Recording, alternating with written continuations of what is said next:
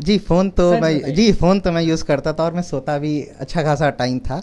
Peak preparation था तो 7-8 बजे मैं उठ जाता था, लेकिन फिर जब नॉर्मल रिलैक्स हुआ तो 9 बजे तक उठते तो मेरा ऑप्शनल ज्योग्राफी था और मैंने ऑप्शनल को बहुत अच्छे से तैयार किया था, क्योंकि जीएस में ऑलमोस्ट सब स्टूडेंट को एक ही तरह का नंबर आता है, लेकिन ऑप्शनल ही है जो आपका रैंक और आपका सिलेक्शन डिसाइड करता है। नमस्कार, मैं हूं निकुल तिवारी और आप देख रहे हैं लाइव सीरीज़। हमारे साथ बिलाल अहमद हैं जिन्होंने बीपीएससी क्लियर किया है और इनका रैंक 196 है और सप्लाई ऑफिसर बन गए हैं। कितने खुश हैं? बहुत खुश है सर। फर्स्ट अटेम्प्ट में मैंने क्लियर किया तो बहुत खुश है इस बात से।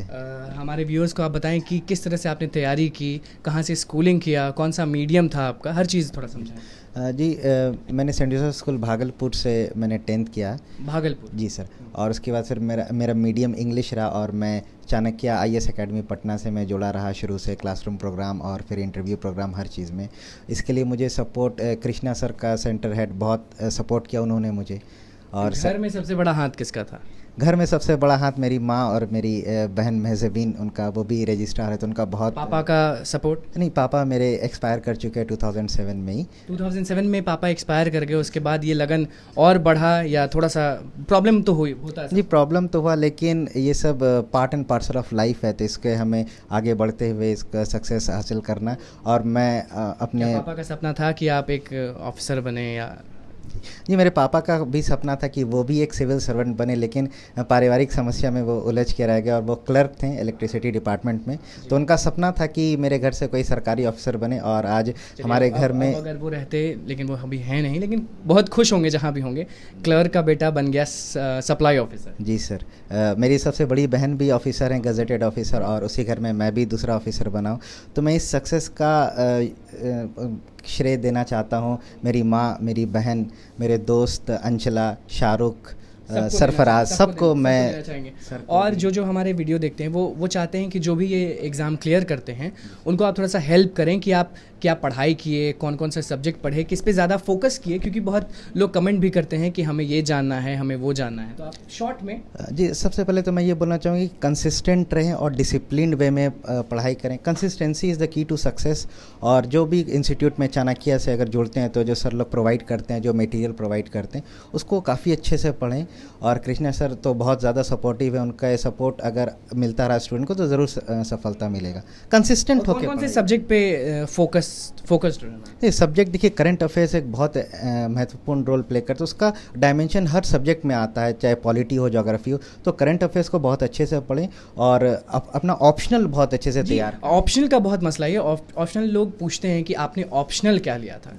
आप सप्लाई ऑफिसर बन गए हैं, आपने ऑप्शनल क्या लिया? मेरा ऑप्शनल ज्योग्राफी था और मैंने ऑप्शनल को बहुत अच्छे से तैयार किया था, क्योंकि जीएस में ऑलमोस्ट सब स्टूडेंट को एक ही तरह का नंबर आता है, लेकिन ऑप्शनल ही है जो आपका रैंक और आपका सिलेक्शन डिसाइड करता है। क्या ये सही बात है कि मतलब कि ऑप्शनल बहुत लोग थोड़ा फोकस नहीं करते हैं, लेकिन आप कह रहे हैं कि ऑप्शनल पे अगर फोकस किए तो रैंक में इंप्रूवमेंट आता है? जी बिल्कुल, ऑप्शनल एक बहुत इंपॉर्टेंट रोल प्ले करता है।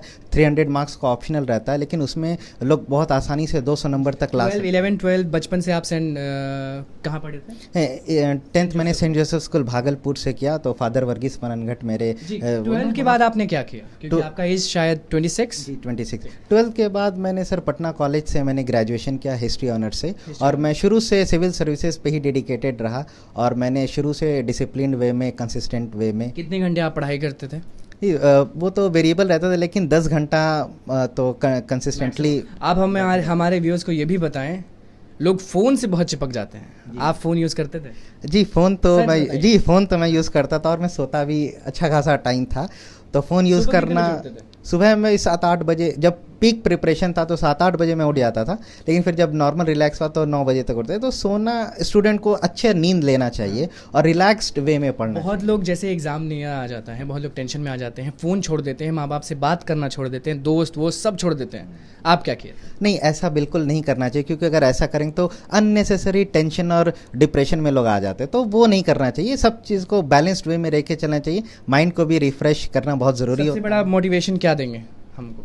सबसे बड़ा मोटिवेशन तो सर हमारे जो सपोर्ट करते थे सर का, उनका कृष्णा सर और मेरी माँ का सबसे बड़ा, और मेरी बहन महज़बीन। जी, माँ का सबसे बड़ा रोल। चलिए, यहाँ पे माँ भी मौजूद हैं।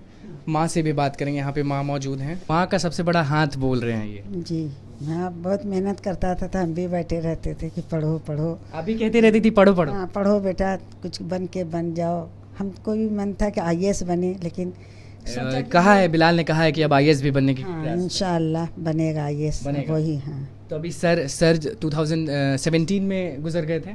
जी हाँ, 2007 में। तो कैसे आप मैनेज की इसकी पढ़ाई लिखाई हर चीज़? पेंशन मिलता था, उसी में मैनेज पेंशन किया। जी हाँ, उसी में हम करा। रात भर खाना खिलाती होंगी, हाँ टेबल पे पहुंचाती होंगी। हाँ दूध बहुत पिलाती। हाँ, बहुत। और सबसे बादाम। बादाम। चलिए, आप देख रहे हैं कि एक माँ कह रही है कि अगर बादाम खाओगे तो अफसर जरूर बनोगे। हाँ, इंशाअल्लाह जरूर अफसर बनेगा। जरूर हाँ बनेगे। तो आपने बिलाल का कहना सुन लिया कि वो सप्लाई ऑफिसर बनने के बाद क्या कह रहे हैं। 196 रैंक था उनका, और यहाँ पे उनकी माँ मौजूद है। हालांकि ये बिलाल ने कहा कि 2007 में उनके पापा गुजर गए, लेकिन उनका सपना ज़रूर था कि परिवार में कोई ना कोई एक सरकारी नौकरी, एक सिविल सर्विस में जाए। तो बिलाल यहाँ मौजूद थे, और बिलाल का क्या कहना था मीडियम से लेके ऑप्शनल से लेके हर चीज़, और किस तरह से आप तैयारी करें, क्या करें, हर चीज़ बिलाल ने समझा दिया। तो बस लाइव सिटीज़ के साथ बने रहे, हमारे चैनल को सब्सक्राइब करें, फेसबुक पेज को लाइक करें।